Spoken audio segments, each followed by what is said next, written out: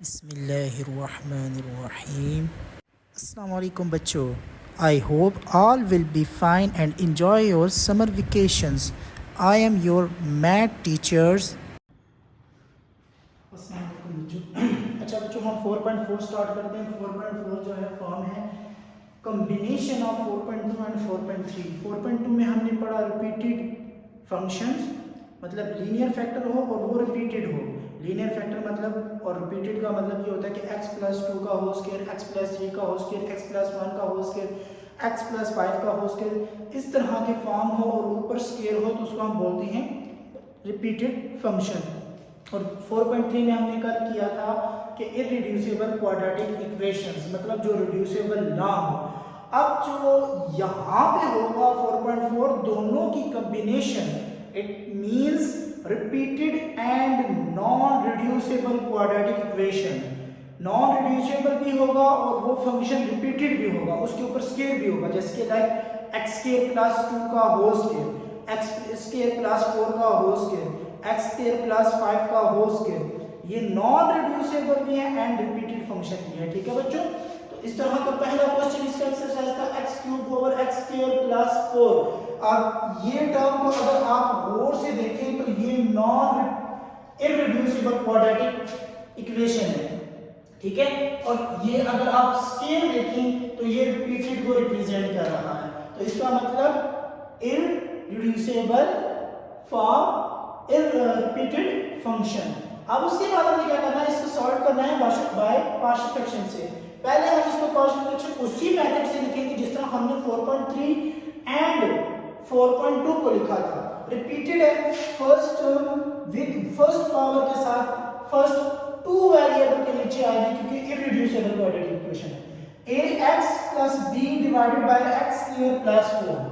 इसी तरह second whole square के साथ, लेकिन रिपीटेड फंक्शन नॉन रिड्यूसिबल है तो उस पे पार्शियल फ्रैक्शन लिखने के लिए फर्स्ट वेरिएबल के साथ फर्स्ट टर्म के साथ x प्लस कांस्टेंट टर्म, तो cx plus d।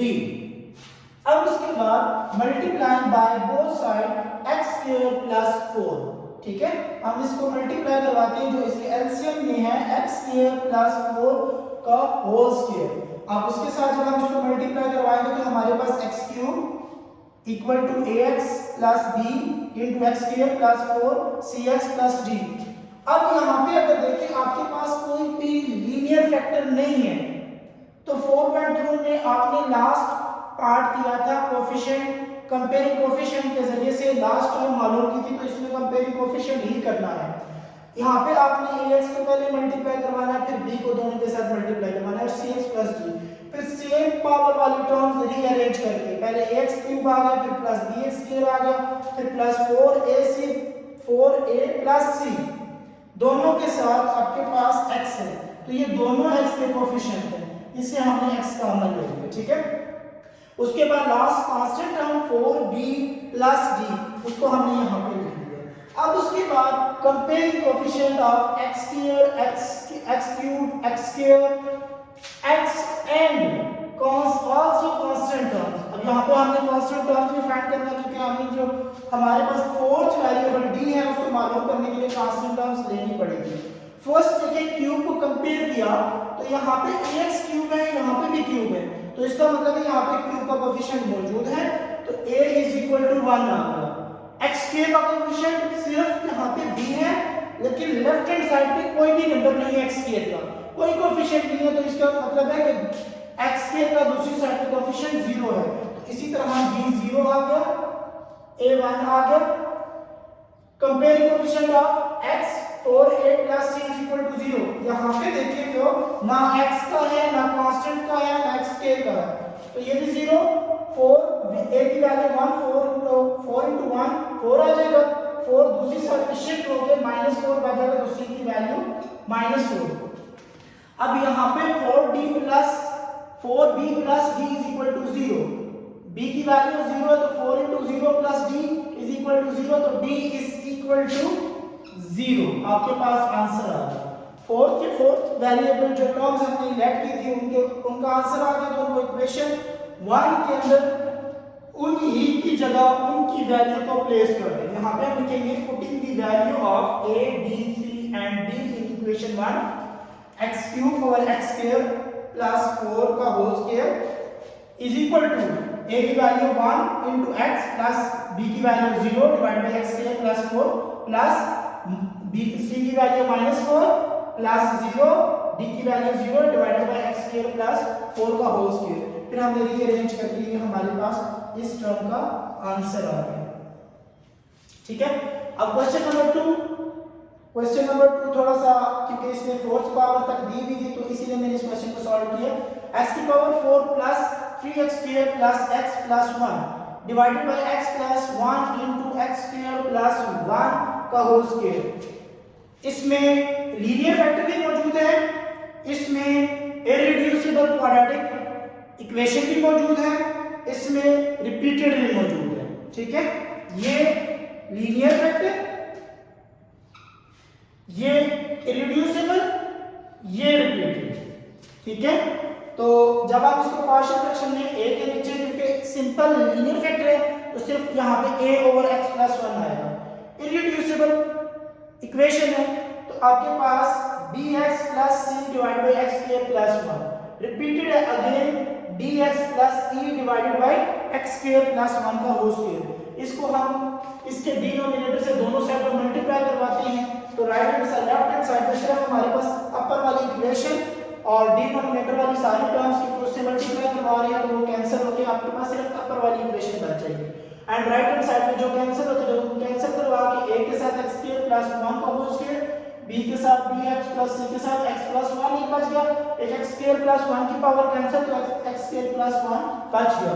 dx plus e, यहाँ पे आपके पास जो x स्क्वायर प्लस 1 का होल स्क्वायर ये कैंसिल हो जाएगा इस टर्म के साथ, तो रिमेनिंग टर्म सिर्फ ये बच जाएगी जो मैंने साथ लिखा। हमारे पास एक ही लीनियर फैक्टर है, वो है x प्लस 1, तो मैंने लेट कर दिया, let x plus 1 is equal to 0 implies that x को मैंने 1 को मैंने दूसरी साइड पे शिफ्ट कर दिया तो x इज इक्वल टू हमारे पास आ गया -1।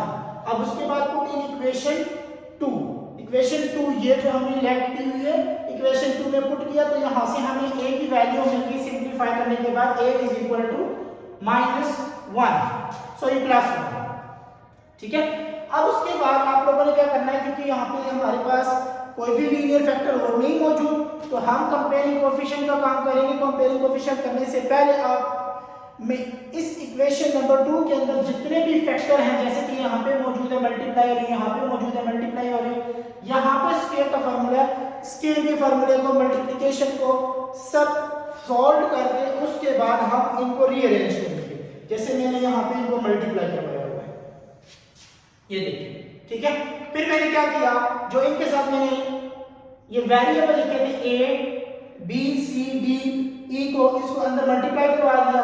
फिर मैंने सेम पावर वाली एक जगह पे कर दी, x4 x क्यूब वाली, x स्क्वायर वाली, x वाली, ये x की है एंड ये कांस्टेंट टर्म। ठीक है बच्चों, फिर उसके बाद मैंने क्या किया, comparing coefficient of x4 x cube x square x, a plus b is equal to 1। यहाँ पे देखिए तो x4 का कोएफिशिएंट जो है वो 1 मौजूद है। ठीक है, a plus b is equal to, यहाँ पे था a plus b equal to 1, a की जगह 1 उधर चला गया तो 1 minus 1 0, तो b की वैल्यू आपके पास आ गई 0। इसी तरह comparing coefficient of x cube ये है b plus c। अब राइट हैंड साइड पे जाएं, सॉरी लेफ्ट हैंड साइड पे, यहाँ पे x क्यूब का कोई टर्म मौजूद नहीं है, x क्यूब का कोएफिशिएंट जो है वो 0 है, b की वैल्यू भी 0 है तो c इज इक्वल टू 0 आ जाएगा। ठीक है, अब उसके बाद comparing coefficient of x square 2a plus b plus c plus d is equal to 3, क्योंकि x स्क्वायर का कोएफिशिएंट जो है वो यहाँ पे 3 मौजूद है। ठीक है, यहाँ पे आपने a की जगह 1 पुट किया, b और c की वैल्यू 0 है, d 2 plus d is equal to 3, 2 उधर शिफ्ट हो जाएगा तो प्लस का है तो माइनस हो जाएगा, 3 minus 2 तो आंसर 1 बच जाएगा। इसी तरह आपके पास d की वैल्यू आ जाएगी 1। उसके बाद आपके पास जो x का कोएफिशिएंट है b plus c plus d plus e is equal to 1, क्योंकि x का कोएफिशिएंट यहाँ पे 1 मौजूद है। अब b और c की वैल्यू 0 है, d की वैल्यू हमारे पास 1 आई है, plus e is equal to 1। उसके बाद आपके पास 1 को दूसरी साइड पे शिफ्ट करेंगे तो 1 माइनस 1 आंसर 0, तो e की वैल्यू भी 0। फिर आपने लास्ट में क्या करना है कि putting the value of a b c d e in equation 1, putting the value of a b c d and e in equation 1।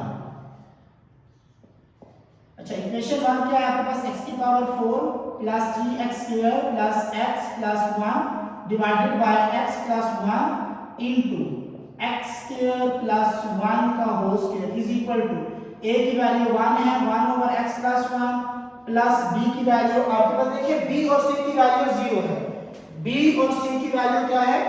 0। तो इसका मतलब है ये पूरी टर्म क्या हो जाएगी? 0 डिवाइडेड बाय कोई भी नंबर आंसर 0, तो मैं इस टर्म को नहीं लिखूंगा। dx d की वैल्यू 1 है तो x आ जाएगा, प्लस c की वैल्यू 0 है तो उसको लिखने की जरूरत नहीं है। 0 divided by x divided by x square plus 1 का होल स्क्वायर, ये आपका आंसर आ गया। इसके बाकी पार्ट्स आप लोगों ने खुद करने हैं।